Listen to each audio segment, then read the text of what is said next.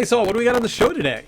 It's actually a big week in our world of internet TV. Verizon and Comcast introduced their new internet TV services. Steve and I both watched them, and we're going to tell you what we think. And we're going to agree tremendously on this one. Yeah.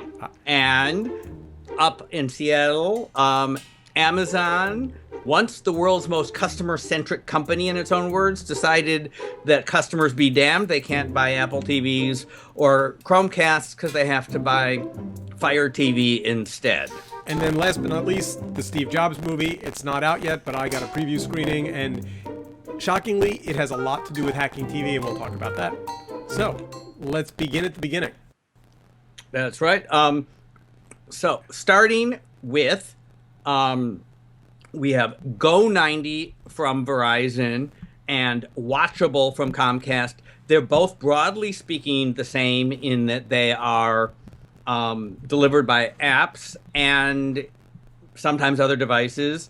They are free with ads, and they're basically collections of high-end clip programming from people like Vice and the magazine publishers and so on. So if you want to find the better side of YouTube by people who actually get paid, you can find collections from either of them. Do you know, and they have social stuff. Is there any more to it than that? Well, they have idiosyncrasies. I mean, they're not identical. Okay. The Verizon guys are doing this thing called Cruise. Well, but let's start back at the beginning. Like, I think they're both interesting for different reasons, and just so that the listeners and viewers understand, we're not aligned. Often you and I agree about certain things, but here we actually don't agree, right? I mean, because you said before we started the show you just didn't like either one of them very much. It's true. Do you want to make the bull case first, and I'll tell you? Sure.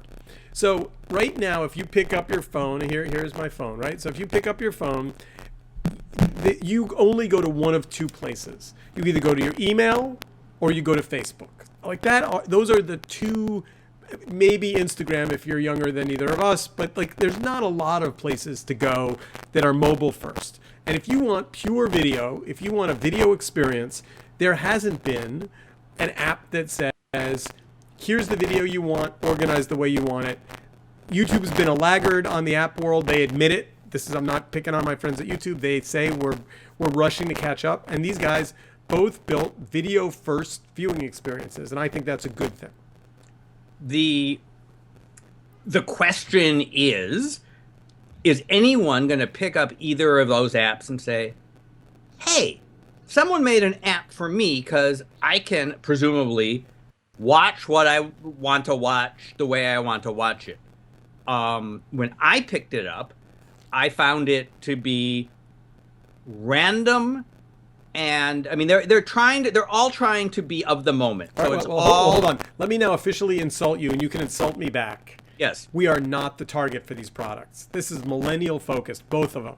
So the reason why the content seems kind of random to you and maybe not that interesting is because you're not, like, they make it quite clear that we're not invited to play in the space. And so I wrote off, maybe incorrectly, I didn't judge it on its content collections because, yeah, I mean, when I look at tech on for example, Watchable, and they've got, a whole bunch of videos back to back. I mean, I like the one robot video they had, but I really wanted more TechCrunch, Recode. I wanted more tech news, and they did more quirky tech. They did more millennial tech or whatever it is.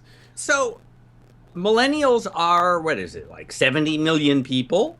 There's a pretty broad range. The millennials go up to 35. Lots of boring people who go to work in suits. And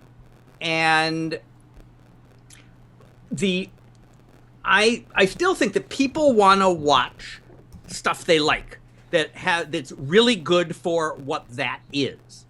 And a lot of the stuff. So Verizon had a bunch of original things that were chirpy and sort of corporate. I mean, their lead show is called The Five or the Take Five or Top Five. something very much like the top 9 that Yahoo has done for a long time. And it felt like a real estate infomercial. A bunch of people with an audience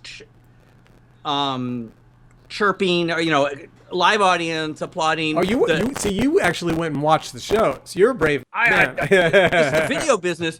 The shows sort of matter. And, the comment on their fancy social thing was, this is as dead as MySpace. Yep. That's the lead comment on their week in review.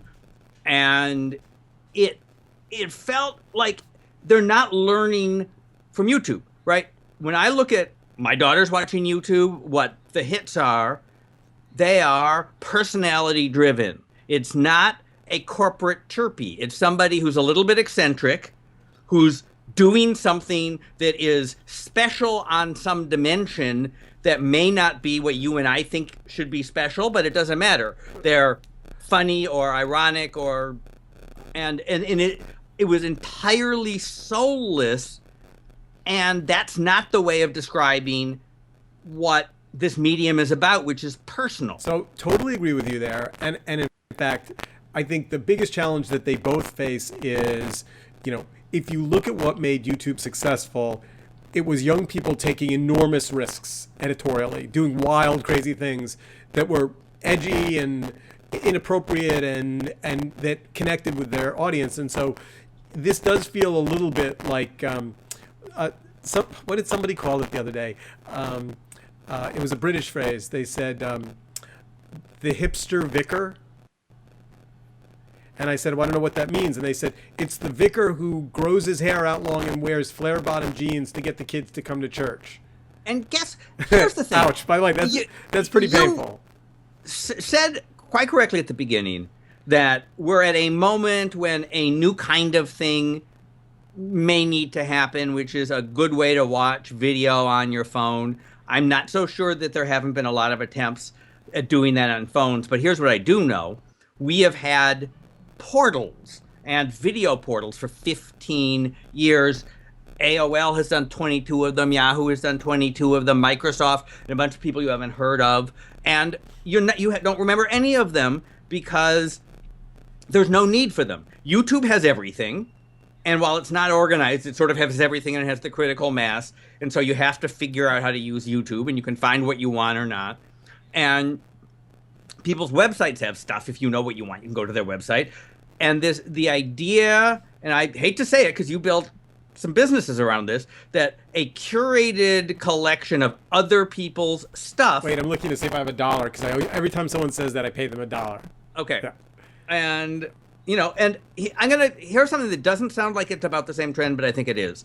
So this past week, Henry Blodgett and Kevin Ryan decided it was time to sell because they took the offer from Axel Springer for $500 and some odd million to sell Business Insider. That is the highest price tag of a digital media company in some time. And guess what? To my mind, that says, again, that making stuff that is original with an original voice, and even when they curate or steal from other people, they do it in enough of an original way, adding the annoying but distinctive. Hold on. I'm not going to leave stand curate or steal from other people as somehow an equal. I would argue. I am not criticizing anything that they're doing. I'm impressed by what they're doing, even if it's not entirely for me either. So here's the biggest mistake that I think. So let's just talk about some differences between Watchable and Go90. Okay. So Watchable has a website. Go90 doesn't. Yep. Big difference, both in terms of commitment to web, which means OTT faster, and a bunch of other things. That's the good news for Watchable. I think they get points on the board for having built a web presence as well as an app. On the negative side, Watchable seems to interchange the word playlist and show with no real concern for which is which. And I would argue that a collection of videos from a source, whether it be, Bobby Flay or Pop Sugar or anybody else, a collection of clips put in a playlist doesn't make a show. And I think there you see a little bit of the editorial waffliness that by the way, the good news is and again, back to good news, bad news. The good news is that the Watchable guys said flat out in their press release, this is an experiment. We're going to listen to our audience. We're going to get a lot of feedback from you guys. We're going to grow this thing, which I thought, and Go90 said we're going to spend $80 million on marketing and bring on the awesome, which, you know, I think that's what the kids say these days, but it sounded a little like white man can't jump to me. Like, ouch. Verizon can, you know, they have money there. I mean, maybe some of the $80 million, they have a promotion. If you actually download the app, you get 3 months of I think it's 2 gigabytes of data on your mobile plan, right? Which has some interesting net neutrality questions. If they made that permanent, there are, you know, there are questions about whether that's using their carrier advantage for their programming business, but they have a carrier business and they can use it to the advantage of the programming business. Or is it actually telling users, guess what? If you use this thing, you're going to go over your data allocation, and we know it. And we're going to, you know, the reason we're giving this away is to sell you more bandwidth, which I believe is the case. They either want to sell more bandwidth or bundle the bandwidth and make the money on the ads, right? So they're clearly trying to see this as a differentiating feature, although they are not as stupid as some companies we're going to talk about shortly, and saying you can only watch the Go90 on Verizon. You can download the app and use it on AT&T if you pay for it. And in the not too hip for the room category, the reason they call it Go90 is because they want you to take your phone and turn it 90 degrees. And guess what? When I was using it, yeah, the navigation doesn't work if you have it 90 degrees. To actually move around and use the interface to find what you want, you have to have it in portrait mode. That's funny. There are a couple of cute things. That's funny. Give them points. They have a very nice sharing interface that in an easy way lets you identify a beginning and an end point and share the clip you want. Yep. And I liked that. You know, by the way, the cruise thing, I didn't play with it, so I don't know what it actually does. But the idea that you could gather together a bunch of like-minded individuals to share videos on a show that you like, I mean, if they get that right, that would be cool. I mean, I'm not holding my breath. Absolutely, but, you know, I had a pet peeve of mine. Putting product managers in charge of media experiences. So a product manager mindset thinks of features like that and thinks of content as stuff that goes in rectangular boxes and will go get content and doesn't think about how they interact. People want experiences and they have to go together and it has to be worth watching. And it just didn't feel like anybody who, you know, was thinking, oh, here is a service for somebody, you know, that they're going to want. I mean, I couldn't tell. I mean, there were like 6 options, right? News was one of them. Okay. I'm a news guy. I tried to start a TV news company. So I checked, I'm interested in news. Here's what the lead item for a beginning person was a Watch Mojo Clip Job 11-minute Who is Hillary Clinton 101. It had no time value. It was lame. I'm not saying that there isn't anybody who would watch it, but it was soulless, newsless, and no human being would think that should be on the top of the list. And by the way, similarly, when I went and looked at Watchable, in the tech category, their number one clip was the iPhone's coming out in a couple of weeks. Here's what to expect. And I'm like, yeah, no, that actually came out Friday. Like, now, but again, the reason why let's agree to disagree about one thing. We have 2 big competitors with deep pockets that are going to throw money at the video space and try like crazy to get it right. And so the fact that they came out of the box a little wobbly, I think this is good for everyone. And I think what you're nailing, and I think it's important to be clear about it, they really didn't get 2 things right. Content and discovery. Which arguably would be the... What exactly... I mean, who do you think... Let's give them... It's a beta. let's assume that they keep going in the direction they seem to be going and fix some stuff. Who's going to say, I love Watchable, I love Go90 because I can blank when I couldn't before, and it's better than Facebook or YouTube or email or whatever else I've got? So let's just pivot a little bit here, though, because they did throw the Comcast Stream product into the press release. Answer my question, then let's talk about Stream. Who do you think is going to say, I love this product? I think some number of people that don't get what they want from YouTube will like the product enough to come back. Because it what's for them? Because if they, you're being unfair. They're infants. I'm giving them a little bit of a break. What I'm saying is, if I can give them a little more data, if I can say, kind of like, Flipboard, show me video from Wired Magazine and show me video from TechCrunch, and if I can give them a little more data about who I am, and they deliver back to me a little bit better experience, then I don't. Maybe other people have a better YouTube experience on their phone than I do. Maybe you've subscribed to things and organized it, and so you're getting what you want out of YouTube. But I haven't. So that's what I'm. I use YouTube as a search engine. Right. If I want something, I go and I find it. Sometimes on my mobile, I'll make a playlist of something on the desktop and send it to my mobile to watch later. That's what I do. Stream is interesting. Talk about Stream. Yeah. So I wasn't clear about why they threw it into the press release. I mean, that's what I thought was interesting. That they stuck it next to Watchable, like, oh, we're doing a bunch of things.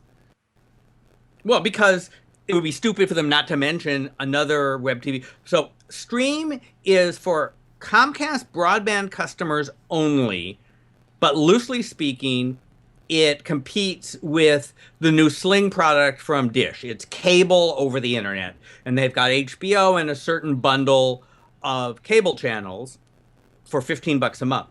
That feels to me like a product that people want because they like cable channels, but they'd rather have the cable channels that they want in a bundle priced the way they want to watch on devices. Basically, you don't have to have the damn set-top box, which is good for Comcast because they spend $600 a piece on them. So then why does the coverage that you pulled up say Comcast Stream won't be OTT? I mean, it seems to me like it's absolutely... Well, the question is, do they offer it to non-Comcast customers? My presumption is they ultimately will, but they're waiting right now. There are all kinds of complicated rights issues involved in this, although I believe they have been accumulating the rights to take a nationwide OTT bundle. I believe that is going to be a mainstream product in a couple of years. Do you have any data? Like, have your spies told you that they're actually buying those rights? Because yes, I this is now going back 5 years when I was in the reporting business, but people were telling me that they put what they called MFNs, meaning most favored nation clauses, that said to the ESPNs of the world, if you let somebody else offer this nationwide OTT, we get to do it too.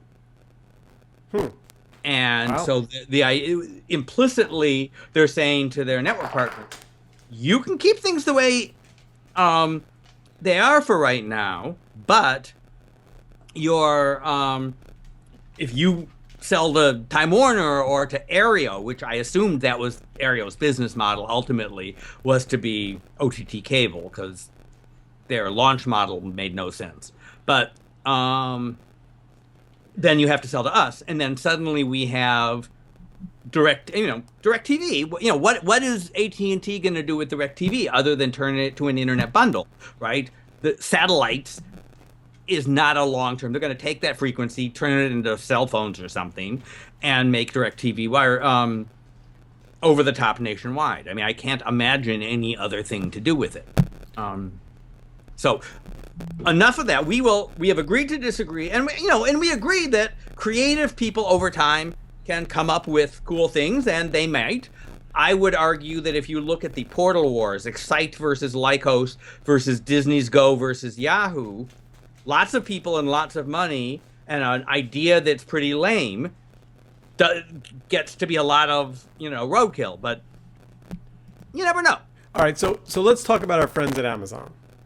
Our friends at Amazon who are being less friendly. I mean, I really, I covered Amazon when it was just starting out, and Jeff was pretty idealistic. And has been in many ways. It is not total corporate blather when they say we want to be the Earth's most customer-centric company. They have devoted their energy into low prices and differentiating themselves with shipping and better shipping and all this stuff. I mean, they have pretty damn sharp elbows with their competitors. The publishing industry hates them, but they have historically sold competing products. So they sell the Nook ebook. But suddenly they put this announcement up that said, starting at the end of October, they are not going to allow any Chromecast or Apple TV products. Here's their statement. Over the last 3 years, Prime Video has become an important part of Prime. It's important that the streaming media players we sell interact well with the Prime Video in order to avoid customer confusion. Roku, Xbox, PlayStation, and Fire TV are excellent choices. What does that mean? It means if you don't play well with us, we're not going to sell your product. But what will be interesting is, does either Apple or Google blink and say, hey, we want to sell boxes, and at the end of the day, they can do the math and figure out what not being available on Amazon means to them, and it's going to be significant. I'll bet you, Apple has a damn good retail channel. I'll bet you some huge percentage of Chromecasts were sold on Amazon because of the demographic overlap. So that means a lot to Google. Some of the speculation in the press echoed what you were suggesting, which is this means that the allegedly open ecosystems of the new Apple TV environment and Chromecast were not open to Amazon Prime. And so... Which I guess I didn't know, by the way. I mean, I hadn't thought about it, but... I mean, isn't the whole point of Chromecast that you can kind of stream anything from your device to the... Well, so there's, Chromecast works two ways, right? And there's the Android TV, which may or may not replace it. There are apps on Chromecast, and then there's the stream it from your, laptop or your mobile. I assume that you can do that with Amazon, but somebody should tell us that. But apparently there are no native Amazon apps for Chromecast.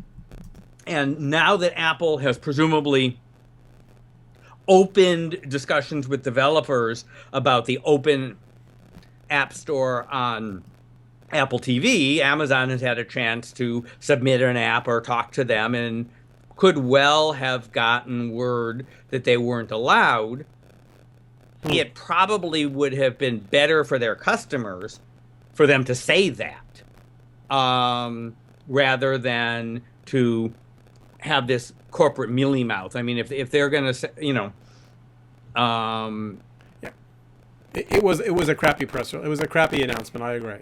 And at the end of the day, Amazon has goodwill, but it's not infinite, and they're big and powerful, and there's a responsibility that comes from that, and there is a culture that basically, when you're that kind of giant company, your stuff has to work on your competitors because everybody's got overlap. And so you're saying with great power comes great responsibility. Exactly. And now Apple screws around with Amazon. Apple doesn't let Amazon sell their stuff. It's a pain in the ass all the way around, but they need to pick the customer first. And by the way, there's no chance this happened without Bezos signing off on it, right? No, not at all. I mean, Bezos runs that company. Yeah. Runs everything about it more than in lots of places. Yeah. So the Steve Jobs movie, what did you think? And what the hell does it have to do with digital video?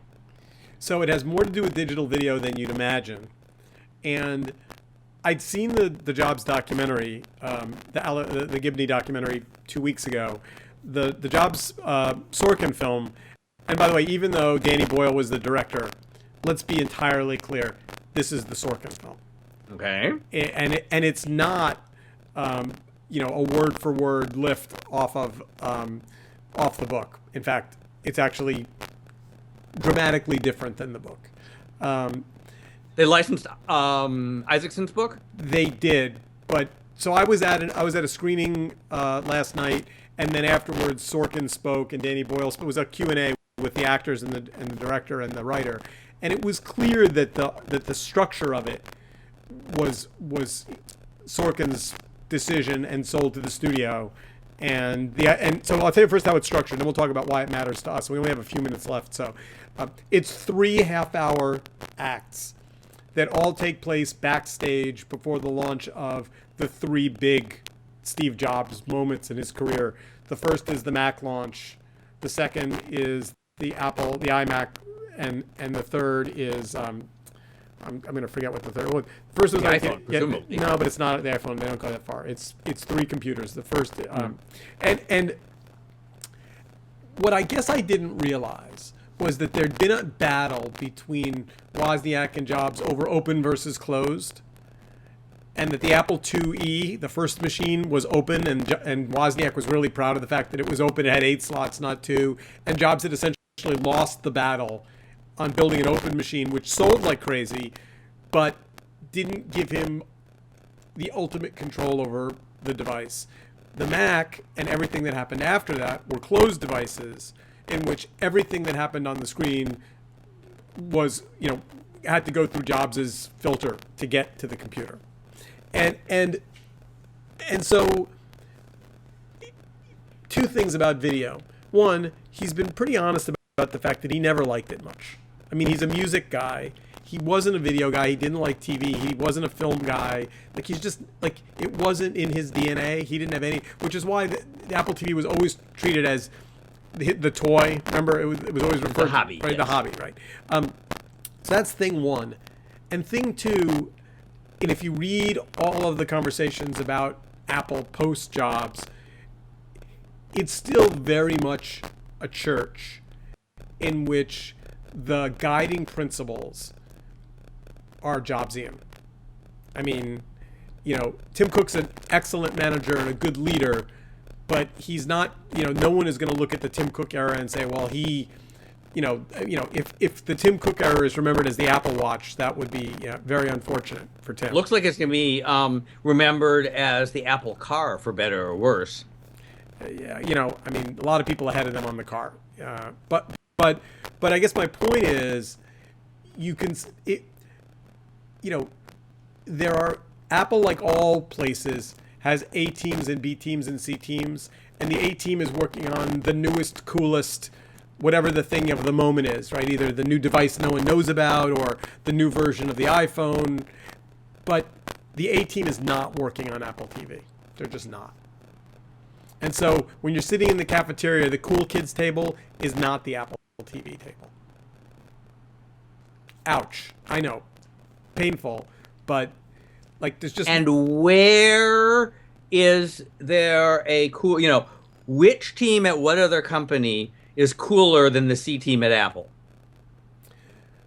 So, I think other places aren't quite so religious. I would argue that Amazon is probably more mechanical than that. I think there's lots of people doing equally cool stuff across... I mean, Echo or any of their quote-unquote cool devices that come out make a little bit of noise, get a little bit of press. I'm sure that the drone delivery guys are getting a little bit of internal heat and light.